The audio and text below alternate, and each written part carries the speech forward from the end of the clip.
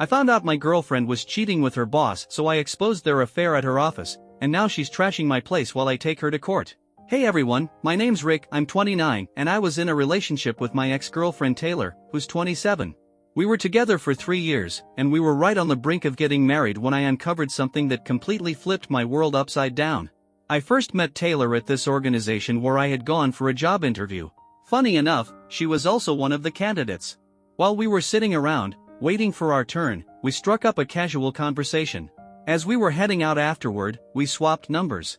At the time, I genuinely believed I'd land that job because I met all the qualifications. But as fate would have it, I didn't get it, she did. Despite that, we kept in touch. She started sending me tips and tricks that had helped her nail the interview, and she even passed along some leads. A couple of months later, I finally landed a job myself, and from there, we became good friends. Beyond just being in the same career path, what really drew me to Taylor was her sharp wit, her humor, and the lively energy she brought into every room. When I first met her, falling in love wasn't on my mind at all. I only asked for her number because she seemed like someone I'd enjoy having in my circle, a clever, fun person to talk to. To be specific, the idea behind swapping contact info was just so we could keep each other updated on that job opening we were both gunning for. But over time, as we spent more time talking, we started getting close. One thing led to another, and soon enough, we were a couple. We dated for almost 3 solid years before I stumbled on something that tore our relationship apart. During those years, Taylor and I lived together for about a year. After that, she told me she wanted to move back in with her best friend. She said since we'd be living together permanently once we were married, she wanted to make the most of her single life and spend that time with her best friend. I didn't think anything of it. I respected her decision and gave her the space she asked for. She still came over on weekends and stayed with me some days, so in a way, she was bouncing back and forth between my place and her best friend's. We were still very much a couple, and even without announcing it, people could easily tell we were together just by watching how we interacted in public. Before Taylor, I'd only been in one serious relationship, and after that ended poorly, I decided to step back from dating for a while. But all that changed once Taylor came into my life. Throughout our time together, I supported her wholeheartedly. I pushed her to take courses, strive for more in her career, and even helped her plan investments. I gave everything I could to help her grow. By the 2nd year of our relationship, I was sure she was the one I wanted to spend my life with. She checked every box, she cared deeply for me, loved me fully, and was committed to the relationship in ways that felt right. During the year we shared a home, we split bills evenly and handled things together. But after she started living part-time at her best friend's, that financial balance stopped. Still, I went out of my way to show her how much she meant to me, especially on special occasions like our anniversaries or her birthday. I'd always get her gifts I knew she'd love, just to see her smile. Honestly, she was always my #1 priority. I made a lot of sacrifices to keep things smooth between us, not out of desperation to hold on to her, but because I genuinely believed in what we had. I wanted our relationship to be peaceful and fulfilling for both of us. I remember this one evening so clearly. It was just before she started living between 2 homes. We were watching a movie when, out of nowhere, she asked me what I thought about open relationships. I laughed and said folks who were in open relationships probably didn't love each other. She didn't find that funny and pushed back hard, saying she knew plenty of open couples who were madly in love. Then she called my mindset outdated. I didn't dwell on it, I brushed it off and changed the topic. Another night, over dinner, she brought it up again, this time more seriously. She straight up asked what I'd think if we were in an open relationship. At first, I thought she was joking, but one look at her face told me she wasn't. I shut that idea down immediately. I told her if I had to choose between that and being single, I'd rather be alone. After that, she never mentioned it again, and I didn't give it much thought either. From the start, I made it clear to Taylor that the 2 things I couldn't tolerate in a relationship were cheating and dishonesty. I'd been burned in the past, and those scars weren't something I was willing to relive. I said it over and over, not to be controlling, but because I didn't want to pour my heart into something that would only end in betrayal. Not long after she moved back in with her best friend, I began noticing little changes in her behavior. It started with her bailing on our dates. We had this tradition of going out every Friday night, whether it was something simple like grabbing food from a truck or something fancy like dinner at a nice restaurant. That was our thing. The plan was for her to come over to my place, and we'd head out together. But then, she'd keep me waiting.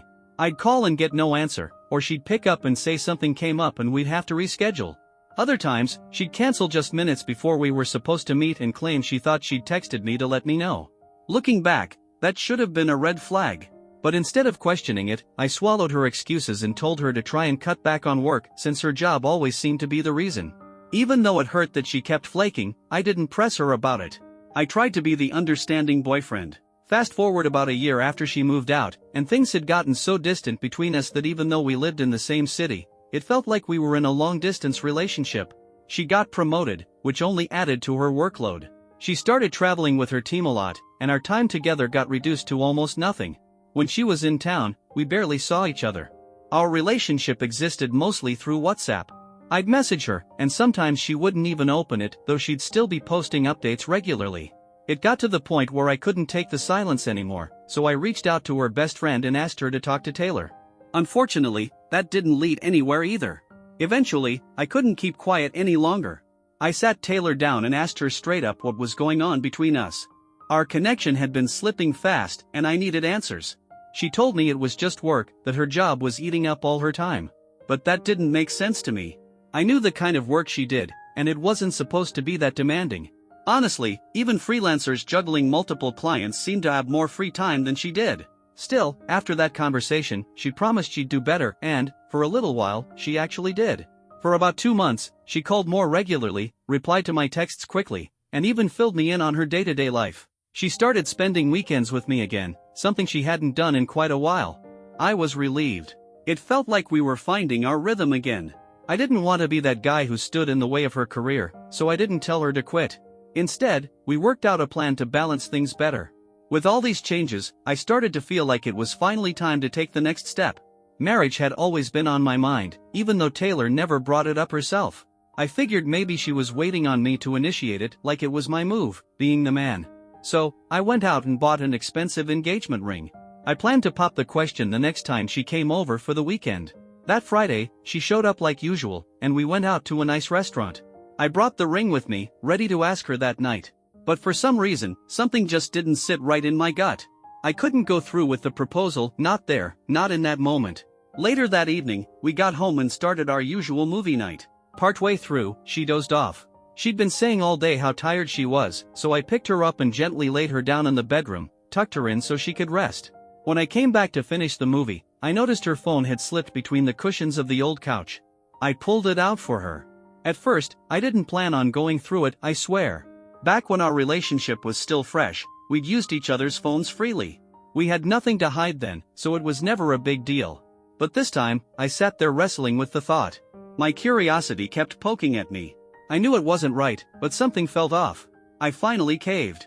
Her phone was locked with fingerprint access, and honestly, I was feeling too lazy to walk back into the bedroom to use her finger. But after a little more back and forth in my head, I gave in. I tiptoed in, used her fingerprint, and got in. What I saw hit me like a brick wall. The first place I looked was her call log. I just wanted to see who she'd been talking to regularly aside from me and her best friend. I didn't even need to scroll far. Right near the top, I saw a contact saved as Daddy. That threw me off immediately. Her dad had passed away years ago, and the only older family member she kept in touch with was her mom. I knew it wasn't my number either, mine was saved under my actual name. She called Daddy 3 times that day alone, including once just before arriving at my place. So I jumped over to her WhatsApp, looking for that same contact. Sure enough, it was right there at the top. She hadn't read the most recent message because she'd fallen asleep, but they had been texting back and forth the entire evening, even while we were at dinner. Just from the emojis they used, I could already tell something wasn't right. My stomach sank, and I scrolled all the way to the beginning of their chat. That's when everything came crashing down. Turned out, Daddy was her boss. And not only were they involved romantically while we were still in a relationship, she'd told him she and I were in an open relationship until marriage. Their messages went back a long way. Right around the same time she started bringing up open relationships with me, their affair had begun. That realization made my skin crawl. It got worse. From the texts, I learned she'd gotten pregnant by him and had an abortion. He paid her off generously, money, favors, even the promotion she got. It was all part of the deal. My heart felt like it shattered into 1,000 pieces. And to top it off, they had mentioned me several times in their chat, saying the most hurtful things. Mocking me. Planning things around me. One of the worst parts? That weekend she started visiting me again? That wasn't her idea. It was his. He told her to spend time with me just so I wouldn't get suspicious or feel neglected. He said his own family was starting to catch on. His wife thought something was going on, so he wanted her to distract me while he handled his problems at home. He even said he needed her to spend time with me so he could make more time for his family. Reading that was like getting punched in the gut. In that moment, I just sat there on the couch, numb. I had no clue what to do next. My mind went to all kinds of crazy places. For a second, I imagined dumping a bucket of cold water on her, screaming, demanding answers. But I knew myself. I've got a temper, and I didn't want to do something I'd regret, something that could land me in jail. Instead, I got up quietly, exported their entire WhatsApp chat, and sent it to myself. I marked the last messages as unread to avoid tipping her off. Then I walked. I didn't know where I was going, I just needed air and space to think. Hours later, I came up with a plan, something I remembered reading on Reddit, actually. It was bold and honestly kind of risky, but I was set on doing it. That whole weekend, I didn't let on that I knew anything. I smiled, I joked, I acted like everything was fine. She left Sunday night without the slightest clue. That Tuesday, I showed up at her office. Since it was a corporate setting, I had to wait in the reception area. While I waited, I started handing out printed copies of her and her boss's chat, one after another, to everyone I passed. The receptionist got one. Some employees got one. I didn't even care who saw it. When Taylor finally came out to meet me, a bunch of people were already reading the printouts. One guy saw her and immediately shouted, "I knew it. I told y'all something fishy was going on." She looked completely lost. Confused. She asked what was going on, and that's when I handed her a copy too. The moment she glanced at it, she freaked out, threw it aside, and rushed at me, trying to stop me from causing a scene. But it was too late. The damage was done. I knew that by the end of the day, HR would hear about it, and she'd lose her job. As I walked out of that office with my head held high, I felt this odd mix of pain and satisfaction. People were staring at her. She was chasing after me. And just as I reached my car, she was still behind me, yelling my name. As I was heading to my car, Taylor came running after me. She grabbed my arm and said she could explain everything. I didn't say a word, I just got in and drove home. Not long after I got there, she showed up again, this time jumping out of a taxi with no shoes on, tears streaming down her face. She started banging on my front door, begging me to let her in. It was loud enough that a few neighbors came out to see what was going on. The whole thing was embarrassing and just made me angrier. I used that moment to finally get rid of the few things she'd left at my place. I tossed them right out the window and yelled for her to go be with her daddy. But she still refused to leave. About an hour later, her best friend pulled up. She tried speaking to me from outside, but I stayed quiet. When she realized I wasn't coming out, she picked up all the stuff I'd thrown and dragged Taylor into her car. Since then, Taylor has been blowing up my phone, calling me nonstop, and even reaching out to my friends to ask them to convince me to take her back. The audacity, right? After everything she put me through, she still thought there was a chance. What's crazy is, despite all of it, I still had feelings for her. I loved her. But I knew I couldn't be with her. That would have been a disaster waiting to happen. I'd been doing my best to heal and move forward, but she kept begging to meet, just one last talk. And I know it sounds stupid, but I eventually agreed. We set up a meeting for the following week, and honestly, I was torn. My heart still remembered all the moments we'd shared in my apartment. Everywhere I looked reminded me of her. Part of me wanted her back, but deep down, I knew it would only lead to more pain. I was hoping someone out there had been through something similar and could offer advice. Update 1. Hey everyone. First off, thank you. Reading your comments made me realize I'm not alone. A lot of you were right, giving Taylor another chance would have only opened the door for more betrayal. People like her, they always find an excuse to cheat. They're never satisfied. So, the day came, and I met up with Taylor at the park, just like we planned. The moment she saw me, she burst into tears and started making a scene. It was awkward. I tried to keep calm and act like everything was fine just to avoid drawing more attention. Once she calmed down, we sat and talked. She told me that from the very beginning, she never believed in monogamy. She had always assumed I was the type who'd eventually agree to an open relationship. But when she brought it up and I shot it down, she said she felt disappointed and just did what she wanted behind my back. She even admitted that she never planned to tell me about the affair. She thought she could hide it until I proposed or we got married, then she'd stop on her own terms. But the stuff she told me didn't match the conversations I had seen in her messages. So, I brought up the abortion. That's when she broke down, crying again, and claimed that the baby was mine. She said she only told her boss it was his so she could get the promotion. She explained how he pressured her into terminating the pregnancy, and in return, he gave her money and sent her to another state for the procedure. By that point, I didn't even know what to believe anymore. My head was spinning. The fact that she tried to manipulate me into marrying her while keeping all of this hidden was just unbearable. She knew how protective I was of her. She knew I would never be okay sharing her with another man. And yet, she still did it. One of the commenters here suggested I ask her directly what she wanted. So I did. She said she wanted us to go back to how things used to be. I told her flat out that was never going to happen. She had her one chance, and she threw it away. No matter how much I loved her, we were never going back. Hearing that, she stood up and completely lost it. She yelled at me, called me names, and shouted that she had put up with me 4 years, so I owed her. She said it was her time to collect like I was some kind of debt. Then she stormed off. That's when I learned she'd actually been fired from her job, and so had her boss.